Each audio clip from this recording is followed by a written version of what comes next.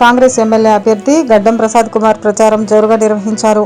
ఎన్నికల ప్రచారంలో భాగంగా సోమవారం మోమిన్పేట మండలంలోని హిజ్రా, చిట్టంపల్లి, పల్లెగుట్ట, తాండా కేసారం, సయ్యద్ ఆలీపూర్, ఎంకేపల్లి, చంద్రయాన్పల్లి, మొరంగపల్లి, వెల్చెల్, దుర్గం చెరువు గ్రామాల్లో 6 గ్యారెంటీల పైన గ్రామాల్లో ప్రచారం నిర్వహించి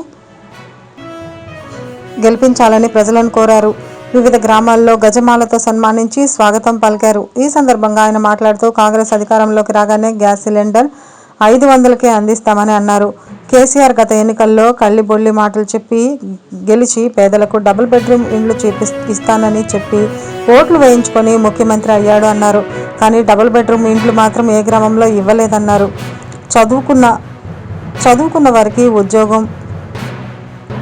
ఇంటికో ఉద్యోగం ఇస్తానన్న మాట తప్పాడు అని ఇలాంటి ముఖ్యమంత్రికి ప్రజలు బుద్ధి చెప్పాలని కాంగ్రెస్ పార్టీ అధికారంలోకి రాగానే మహాలక్ష్మి, రైతు భరోసా, గృహజ్యోతి, ఇందిరమ్మ ఇల్లు, చేయూత, యువ వికాసం పథకాలపై మొదటి సంతకం చేస్తానని హామీ ఇచ్చారు. మాయమాటలు చెప్పి 2 సార్లు అధికారం కైవసం చేసుకున్న కేసీఆర్ ఈ 10 ఏళ్లలో ఇండ్ల స్థలాలు కానీ ఇండ్లు కానీ ఇవ్వలేదన్నారు. ఇప్పటికైనా ప్రజలు ఆలోచించి ఇందిరమ్మ రాజ్యం రావాలంటే చేతి గుర్తుకి ఓటు వేసి భారీ మెజార్టీతో గెలిపించి ఆశీర్వదించాలని కోరారు. రాష్ట్రంలో రేవంత్ రెడ్డి ముఖ్యమంత్రి కావడం ఖాయమన్నారు. చర్చిలో ప్రత్యేక ప్రార్థనలు నిర్వహించారు. ఈ కార్యక్రమంలో జిల్లా కాంగ్రెస్ సీనియర్ నాయకులు నరోత్తం రెడ్డి, మండల కాంగ్రెస్ పార్టీ అధ్యక్షులు శంకర్ యాదవ్, నాయకులు మహేందర్ రెడ్డి, సుభాష్ గౌడ్, సురేందర్, మాజీ ఎంపీపీ ఓగు మానయ్య యాదవ్, చంద్రయ్య, విజయ్, బాబు మహంత్ స్వామి, సిరాజుద్దీన్, రవి, సురేందర్, పి మల్లారెడ్డి, రామకృష్ణారెడ్డి, మహేందర్ చారి, నర్సింహులు, బాగ్దాద్, ఏ రాజ్, పాషా, హాజీ, మండల కాంగ్రెస్ నాయకులు, కార్యకర్తలు తదితరులు పాల్గొన్నారు. TV reporter Sundarraj. ఎందుకంటే ప్రసాదన్న ప్రజల వ్యక్తి, మెతుకానంద అదేమనంటే ఏమన్నా మేము ప్రతి ఒక్కరము మధ్యవర్తులు లేకుండా అందరేం లేకుండా ప్రతి ఒక్కరము డైరెక్ట్ విధానం చేసిన అవన్నీ పట్టించుకోకుండా తెలంగాణలో టీఆర్ఎస్ గవర్నమెంట్ వచ్చినా కూడా పర్లేదు. కాకపోతే మన వికారాబాద్ లో మాత్రం ప్రసాద్ అన్న రావాలి. పేరు పేరున ప్రతి ఒక్కరికి పాదాభి నమస్కారం చేసి చెప్తున్నా.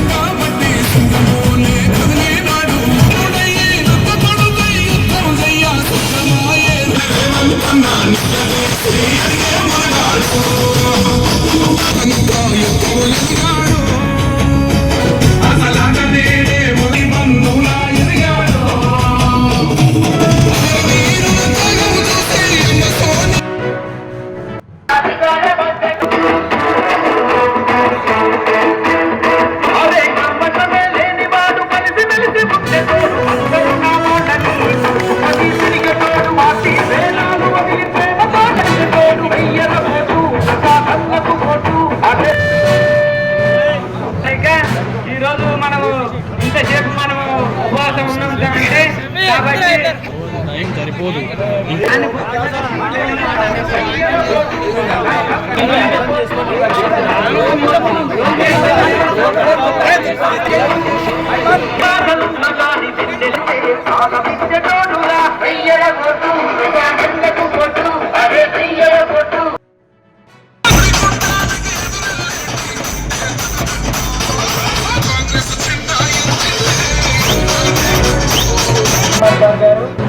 అదేవిధంగా ముసాఫిరియా మేడం గారు, అదేవిధంగా నరేంద్ర మెడ్డాల గారు, మరియు వివిధ గ్రామాల నుంచి వచ్చిన మండల కాంగ్రెస్ నాయకులు, కార్యకర్తలు, అన్నిటికంటే ముఖ్యంగా నా గ్రామం నుంచి ఉదయం కాలం నుంచి ఇప్పటి వరకు కూడా అలసిపోకుండా సార్ రాకై మీరందరూ ఏ కళ్ళతో ఎదురు చూసినారు. మీ అందరికీ సార్ తరఫున, నా తరఫున అందరికీ స్వాగతం పలుకుతూ ఎన్నికల ప్రచారంలో భాగంగా విచ్చేసిన సందర్భంగా నరసింహ శ్రీదేవ్ గారు ప్రచారంలో భాగంగా మన గ్రామానికి ఇచ్చేసిన పెద్దలు గౌరవనీయులు ప్రసాద్ కుమార్ గారికి, అదేవిధంగా వైబ్రాండ్ సీనియర్ నాయకులు నరసమ్మన్న గారికి, మండల పార్టీ అధ్యక్షులు శంకరన్న గారికి, వివిధ మండలం నుంచి వచ్చిన నాయకులందరూ కూడా నా యొక్క హృదయపూర్వక నమస్కారాలు తెలియజేసుకుంటూ గ్రామంలో ఉన్న అక్కచెల్లెళ్లకు, అమ్మలకు అందరూ కూడా నా హృదయపూర్వకంగా నమస్కారాలు తెలియజేసుకుంటున్నాను. అయితే ఈరోజు ఎన్నికల్లో భాగంగా మన గ్రామానికి రావడం జరిగింది. అది ఘనంగా కావడం జరిగిన ప్రతి ఒక్క యువకులకు అందరూ కూడా ప్రత్యేకమైన వారికి వందనాలు తెలియజేసుకుంటున్నాను. అదేవిధంగా ఈరోజు ఎన్నికల్లో భాగంగా టీఆర్ఎస్ వాళ్ళు ఏమంటారంటే కాంగ్రెస్ 60 సంవత్సరాల నుంచి ఏం చేసిందని అడుగుతున్నారు. ఏం చేసిందని అడుగుతుంటే మనం ఒక్క 2 నిమిషాలు ఆలోచన చేద్దాం. ఏం చేసిందో చెప్తాం. 2 నిమిషాలు వివాదంగా కోరుకుంటున్నాం. కాంగ్రెస్ పార్టీ అదే చిన్న ఉన్నప్పటి నుంచి కూడా పేదల పార్టీ కాదు, అందరి పార్టీ.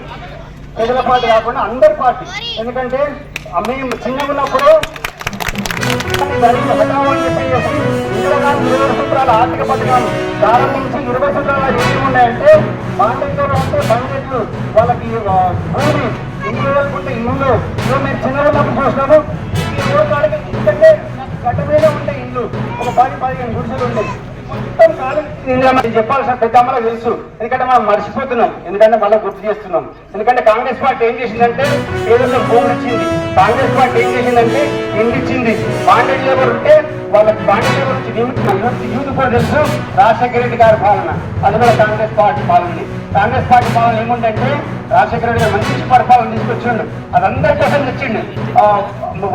అగ్రవర్ణాలు ఉన్న పేదలకు కూడా పీజీడీఎంఎన్ పథకం చేస్తే వాళ్ళు ఇంటర్మీడియట్ చదివి ఆపేసేవాళ్ళు. ఎందుకంటే మాకు ఉద్యోగాలు రావు అనే నిస్పృహలు ఉన్నప్పుడు పేదవాళ్ళందరూ కూడా చదువుకోవాలని చెప్పేసి పీజీడీఎంఎన్ తెస్తే ఈరోజు 1000 మంది సాఫ్ట్వేర్ ఇంజనీర్లు ప్రపంచ దేశాల్లో ఈరోజు వేస్తే ఎక్కడ పోవాలి. అలాంటప్పుడు మంచి ఆలోచన చేసి పేదవాళ్ళు కాదు, ముఖ్యమంత్రి కొడుకులు ఏవైతే హాస్పిటల్ చూపెట్టుకుంటారో హాస్పిటల్ చూపెట్టుకుంటే ఆరోగ్యశ్రీ పథకం వచ్చింది. ఆరోగ్యశ్రీ పథకం చేస్తే మన జేబులో కార్డు ఉంటే ఏ రిజిస్టర్ హాస్పిటల్ పోయి మనం ధైర్యంగా ట్రీట్మెంట్ చేసుకొచ్చిన సందర్భాలు అనేకలు చూసినాం. ఇప్పుడు చూస్తే మీరు ఏదన్నా రోగం వచ్చి మనం ఏదైనా అప్పు తెచ్చి 3-4 లక్షలు తీసుకొస్తే ఈనేమేషన్ అది బంద్ చేసి మనం బతికొచ్చినాక ఎమ్మెల్యేకో ఎవరికో దరఖాస్తు పెట్టుకుంటే 3 లక్షల ఖర్చు అయితే 30,000 రూపాయలు ఇస్తున్నాడు. ఇది కాంగ్రెస్ పార్టీ పాలన మంచిదా? ఒక్కసారి ఆలోచన చేయాలని కోరుకుంటున్నాం. అదేవిధంగా Karnataka all promises we have fulfilled, every promises. हमारे जो आपके पास 6 स्कीम यहाँ पे चल रहे हैं कर्नाटक के कांग्रेस गवर्नमेंट के, वो पूरा 5 स्कीम कर्नाटक में पूरा हुआ. गृह लक्ष्मी, गृह ज्योति, बस फ्री पास, गैस सिलेंडर 500 में 2000 रुपीज टू अकाउंट, ये सभी उधर पूरा हो गया. हम उम्मीद करते हैं और आपको यकीन दिलाते हैं कि यहाँ भी वो सभी पूरा होगा. प्रोमिसेस हमारे प्रधानमंत्री पूरा करेंगे, हमारे रेवंत रेड्डी जी करेंगे और राहुल गांधी, प्रियंका गांधी और सोनिया गांधी जी मिलके पूरी कांग्रेस मिलके आपको कामयाबी देंगे, आपको सक्सेसफुल करेंगे. ముఖ్యంగా మన మాజీ మంత్రివర్యులు ప్రస్తుత అభ్యర్థి ప్రసాదన్న గారికి ఎన్కేపల్లి గ్రామం తరఫున వందనాలు తెలుపుతూ, అదేవిధంగా మండల నాయకులకు, గ్రామ నాయకులకు, పత్రికా మిత్రులకు పేరున ఎన్కేపల్లి గ్రామ వాస్తవ్యులకు అందరికీ పేరున నమస్కారాలు తెలియజేస్తూ, ఇవాళ దానికున్న మళ్ళీ చేసేయండు. అలా చూస్తుంటే చేస్తున్నది. ఏమంటుండంటే ఆగం కాకుండి మళ్ళా మీరు పరేషాన్ అవుతారు, మనకు బుద్ధి నేర్పుతున్నారు. అరే తాగుబోతు నా కొడుక, నీ ఫ్యామిలీ ఆదమైతుంది, నీ కొడుకు ఆదమైతుంది, నీ బిడ్డ ఆదమైతుంది, నీ అల్లుడు ఆదమైతుంది రా కొడుక. మేము కాదురా, మా బతుకులు ఈయనే ఉన్నాయిరా. తెలంగాణ వస్తే ఏమో అవుతుంది అనుకున్నాము. బంగారు తెలంగాణ, బంగారు అలాన్ని గంటి